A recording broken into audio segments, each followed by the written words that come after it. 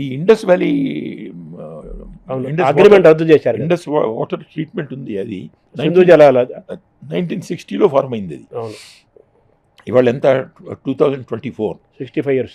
65 years. So ఈ 65 yearsలో దాన్ని ఎప్పుడు కూడా మనం డిస్టర్బ్ చేయలేదు. అవును. We have honoured it, we have followed it. But this time prime minister he's said there is an end for everything, there is a time to look into these things. So he said we are suspending this.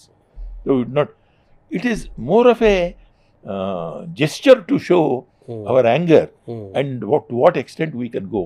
అంతేగాని డైరెక్ట్గా దానివల్ల ఇమీడియట్గా పాకిస్తాన్కి ఏదైనా నష్టం, పెద్ద నష్టం అయ్యే పరిస్థితి లేదు. అంటే ఇప్పుడు సింధు జలాలలో వాళ్ళ అగ్రికల్చర్ వ్యవసాయం అంతా 80% సింధు నది జలాల మీద ఆధారపడిందని. కానీ మనం ఆపలేము వాటర్, ఎందుకంటే వాటర్ ఆపడానికి మన దగ్గర డ్యామ్స్ గిమ్స్ ఏం లేవు, మన దగ్గర రిజర్వాయర్స్ ఏం లేవు.